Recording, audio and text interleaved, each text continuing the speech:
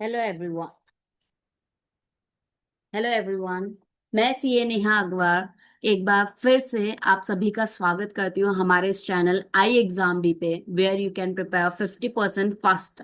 तो आज के इस वीडियो में हम बात करने वाले हैं, अगर आप नॉन फाइनेंस बैकग्राउंड से हैं, अगर आपने कॉमर्स नहीं ले रखा, तो उस सिचुएशन में आप लोग किस तरीके से प्रिपेयर करेंगे पीएफआरडीए का पेपर टू। जनरल स्ट्रीम से रिलेटेड जो पेपर टू है, जिसमें हमारा अकाउंट्स भी आता है, कॉस्टिंग भी आता है, फाइनेंशियल मैनेजमेंट भी आता है, इकोनॉमिक्स भी आता है। तो ये सारे सब्जेक्ट्स हम कैसे प्रिपेयर करें अगर हम लोग फाइनेंस बैकग्राउंड के नहीं हैं। तो सबसे पहले अगर हम बात करें तो हमारा जो एग्जाम होने वाला है, ये एग्जाम हम लोगों का फेज वन का पेपर वन ऑलमोस्ट सितंबर में है। अभी हमारा जुलाई चल रहा है, तो जुलाई से सितंबर देखे तो हम लोगों के पास में on an average 9 to 10 weeks का टाइम पीरियड है। 9 to 10 वीक्स के अकॉर्डिंग हमने पूरी एग्जाम स्ट्रैटेजी यहाँ पे बना रखी है on the basis of weightage. तो सबसे पहले तो हम वेटेज की बात करते हैं। पीएफआरडी और सेबी के एग्जाम्स में, प्रीवियस एग्जाम्स में कौन से टॉपिक को कितना वेटेज दिया गया है, किस टॉपिक से कितने क्वेश्चंस पूछे गए हैं, सबसे पहले हम उसकी बात करते हैं। तो मैनेजमेंट पार्ट को सबसे ज्यादा हाई वेटेज दिया गया है। मैनेजमेंट से हर बार 10 से 12 क्वेश्चंस पूछे गए हैं।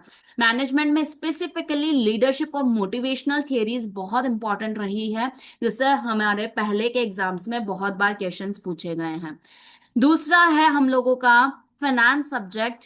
फाइनेंस सब्जेक्ट में हम फाइनेंस को बहुत ज्यादा प्रायोरिटी दी गई है। इसमें 8 से 10 न्यूमेरिकल्स, हम लोगों के 8 से 10 क्वेश्चंस हम लोगों को हर बार पूछे गए हैं हर एग्जाम्स में। पीएफआरडीए के और सेबी एग्जाम्स में आपको पता है एग्जाम पैटर्न दोनों का लगभग सेम रहता है। तो पिछले एग्जाम्स में 8 से 10 फाइनेंस के क्वेश्चंस आए हैं, जिसमें capital budgeting, specially NPV IRR बहुत ज्यादा इंपॉर्टेंट रहा है। Working capital, time value of money, cost of capital से रिलेटेड क्वेश्चंस पूछे गए हैं। थर्ड जो वेटेज दिया गया है वो दिया गया है अकाउंट्स को। अकाउंट्स में 5 से 7 क्वेश्चंस पूछे गए हैं, न्यूमेरिकल्स भी पूछे गए हैं। इसमें जो जनरली क्वेश्चंस पूछे गए हैं वो एक तो रेशियो आप लोगों के लिए बहुत ज्यादा इंपॉर्टेंट रहा है, और अकाउंटिंग स्टैंडर्ड्स बहुत ज्यादा इंपॉर्टेंट रहे हैं। Apart from that cash flow, depreciation, accounting principle से रिलेटेड भी क्वेश्चंस पूछे गए हैं।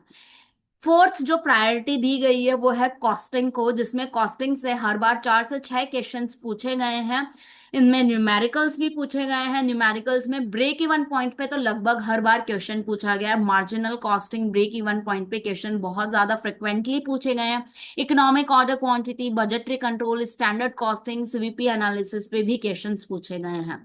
अब आगे बात करें तो ये वाले जो सब्जेक्ट्स हैं वो उन पे बहुत ज्यादा फोकस करने की जरूरत नहीं है, क्योंकि इनका वेटेज उतना ज्यादा नहीं है। कंपनीज एक्ट को हम मॉडरेट प्रायोरिटी पे रख सकते हैं। इसमें 3 से 4 से 5 क्वेश्चंस पूछे गए हैं। कंपनीज एक्ट में स्पेशली डायरेक्टर्स, बोर्ड मीटिंग और एओए एमओए से रिलेटेड आप लोगों के क्वेश्चन ज्यादा पूछे गए हैं। Then the next priority should be given to the economics, जिससे 3 से 4 से 5 क्वेश्चंस पूछे गए हैं। और जो क्वेश्चंस पूछे गए हैं वो कौन से टॉपिक्स पे पूछे गए हैं? Monetary policy, fiscal policy, inflation पे क्वेश्चंस आए हैं। फिर पेंशन सेक्टर और करंट अफेयर से काफी कम क्वेश्चंस पूछे गए हैं, 2 से 3 क्वेश्चंस पूछे गए हैं। तो ये जो सब्जेक्ट्स हैं इनको हमें लास्ट प्रायोरिटी देनी है।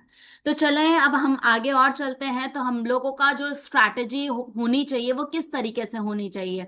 अब नॉन फाइनेंस स्टूडेंट्स हैं, उनको सब कुछ पढ़ने का इतना टाइम नहीं मिलेगा, तो उनको क्या किस तरीके से प्रिपेयर करना है। तो जो फर्स्ट एरियाज है मैनेजमेंट ऑफ फाइनेंस। मैनेजमेंट पूरा थियोरेटिकल सब्जेक्ट होता है, जिसमें चाहे आप फाइनेंस बैकग्राउंड से हो चाहे नॉन फाइनेंस बैकग्राउंड से हो, मैनेजमेंट को प्रिपरेशन के लिए दोनों को ही बराबर का समय लगता है। तो मैनेजमेंट बहुत स्कोरिंग सब्जेक्ट है। कुछ एक लिमिटेड टॉपिक्स है जिससे हर बार क्वेश्चंस रिपीट होते हैं, तो मैनेजमेंट को सबसे पहली प्रायोरिटी देनी है। फिर उसके बाद में फाइनेंस सब्जेक्ट को प्रायोरिटी देनी है सेकंड नंबर पे। तो सबसे पहले मैनेजमेंट और फाइनेंस को पूरा अच्छे से प्रिपेयर करो। फिर नेक्स्ट फेज में अकाउंट्स और कॉस्टिंग को पूरा अच्छे से प्रिपेयर करो। फिर लास्ट में जितना टाइम बच रहा है उसमें हमने companies act, economics, pension sector और करंट अफेयर्स को प्रिपेयर करना है। तो इस तरीके से हम हमारी प्रिपरेशन स्ट्रेटेजी को 3 फेजेस में डिवाइड कर सकते हैं। First one is the management plus finance, second phase will cover the accounts and costing, and the last stage will cover up the companies act, economics, pension sector and current affairs. तो अब मैंने यहाँ पर पूरा आपका study plan बना रखा है, तो आपको टेंशन लेने की जरूरत ही नहीं है। अगर आप नॉन कॉमर्स बैकग्राउंड के स्टूडेंट हैं, तो जो पिछले एग्जाम्स में वेटेज रहा है क्वेश्चंस का, किस सब्जेक्ट से रहा है, उसके बेसिस पे पूरा आप लोगों का प्लान रेडी है। बस इसी के अकॉर्डिंग आप प्रिपेयर करते चलो। बस एक चीज का ध्यान रखना, कंसिस्टेंसी होनी चाहिए। हाँ, आपको डेली 3 to 4 आवर्स मिनिमम से मिनिमम देने हैं, and practice for as many questions as possible. जितने आप क्वेश्चंस की प्रैक्टिस करेंगे उतना ही आपके लिए अच्छा है। तो वीक 1 का टारगेट रखो कि मुझे मैनेजमेंट ऑफ फाइनेंस के बेसिक्स को कवर अप करना है। मैनेजमेंट से रिलेटेड मुझे Fayol Taylor, planning, organizing, MBO, ये सब मुझे कवर करना है।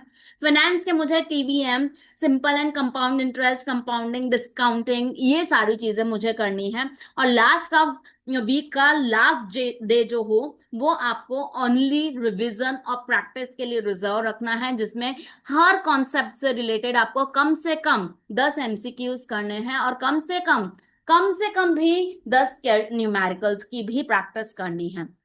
वीक 2 का टारगेट रखो, वही हम लोगों का मैनेजमेंट ऑफ फाइनेंस का टारगेट होगा वीक 2 में भी।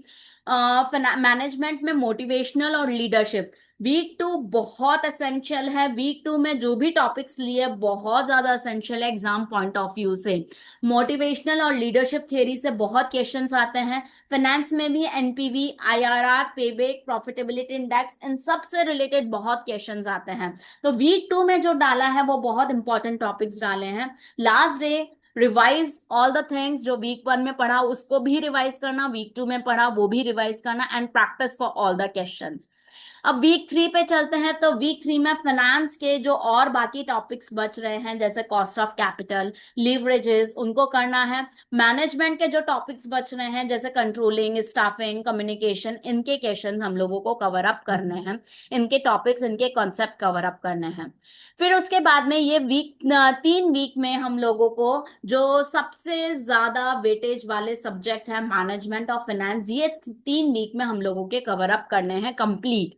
तो 3 वीक में 20 से 21 दिन में हम लोगों का आसानी से ये कवर अप हो सकता है, बहुत ज्यादा डिफिकल्ट नहीं है। एक थियोरी सब्जेक्ट लिया, एक प्रैक्टिकल सब्जेक्ट लिया है, दोनों का एग्जाम में काफी ज्यादा इंपॉर्टेंस है, और नॉन फाइनेंस वालों को इन दोनों ही सब्जेक्ट को प्रिपेयर करने में बहुत ज्यादा डिफिकल्टी नहीं आती है। नेक्स्ट अब हम लोग चलेंगे अकाउंट्स और कॉस्टिंग पे। तो वीक 4 में हम लोगों का टारगेट है अकाउंट्स और फाइनेंस के जो भी कोई टॉपिक बच गया है उनको लेना है। तो अकाउंट्स के हम अकाउंटिंग प्रिंसिपल्स वगैरह हमने ले लिए, जर्नल लेजर, ट्रायल बैलेंस ले लिया, और फाइनेंस का हम लोगों का वर्किंग कैपिटल वाला पोर्शन बच गया था, उसको कवर अप कर लिया। फिर वीक के लास्ट वाले दिन, अब हमें 1 महीना हो गया तैयारी करते हुए, तो हम लोगों का काफी कुछ पोर्शन हम लोगों ने अटेम्प्ट भी कर लिया, तैयार भी कर लिया।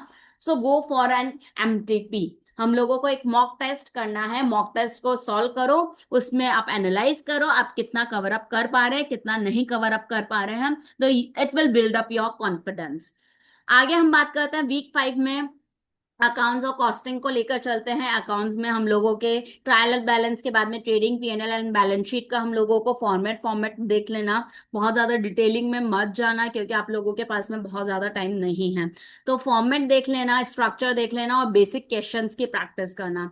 कैश फ्लो बहुत डिफिकल्ट भी चला जाता है, लेकिन इसका बेसिक नॉलेज आपको आना चाहिए। कॉस्टिंग की जो बेसिक चीजें हैं, जैसे मार्जिनल कॉस्टिंग तो बहुत इंपॉर्टेंट है, तो marginal costing versus absorption costing को अच्छे से कर लेना, कॉस्ट शीट को अच्छे से देख लेना, ये वीक 5 में हमने करना है। देन नेक्स्ट वीक में हम लोगों को कॉस्टिंग और कंपनीज एक्ट को लेकर चलते हैं। कंपनीज एक्ट हमारा थियोरेटिकल हो जाएगा, कॉस्टिंग हमारा प्रैक्टिकल हो जाएगा। तो इनको हमें वीक 6 में कवर करना है। वीक 6 में टारगेट क्या होगा, एक तो break even point, CVP, EOQ और स्टैंडर्ड कॉस्टिंग लेना कॉस्टिंग में। और कंपनीज एक्ट में आपको कवर अप करना है types of company, CSR, MOA, AOA and board composition, ये आपको कवर अप करना है। Last day reserve for the revision and solving the MCQs. फिर वीक 7 में हम लोगों को रेशियो एनालिसिस, अकाउंट्स का रेशियो एनालिसिस और इकोनॉमिक्स हमें कवर करना है वीक 7 में हमने रेशियो देख लिया, रेशियो से 100% है कि क्वेश्चन पूछा ही जाएगा। फिर इकोनॉमिक्स में हम लोगों को national income, GDP, inflation, monetary policy, इन सब से रिलेटेड टॉपिक्स हमको वीक 7 में कवर अप करने हैं। फिर वीक 8 में हमको पेंशन सेक्टर, बजटरी और रिवीजन करना है। बाकी के जो भी टॉपिक्स बच गए हमको वीक 8 में कवर अप करना है, ताकि हम लोग आगे का जो टाइम पीरियड है वो रिवीजन के लिए प्रिजर्व कर सके, एक बार सारा रिवाइज कर सके, क्योंकि रिवीजन के बिना एग्जाम में हम अपियर नहीं कर पाएंगे। तो लास्ट वीक जो है, week 9 and week 10, you have to keep these 2 weeks reserve for the revision purpose only. अगर आपने स्ट्रैटेजी सही रही, अगर आप लोगों ने वेटेज के अकॉर्डिंग अपने प्रिपरेशन की, तो it is not difficult for the non commerce students also to crack the exam. बस सिस्टमैटिक चलो, कॉन्सिस्टेंटली पढ़ो, डेली 3 से 4 मिनिमम से मिनिमम इतना टाइम तो आपको देना ही पड़ेगा इन सब्जेक्ट्स को प्रिपेयर करने के लिए। अगर कंसिस्टेंसी रही, अगर हमारी स्ट्रैटेजी सही रही, तो आप you can easily crack the PFRDA paper 2। So all the very best. Thank you so much, everyone.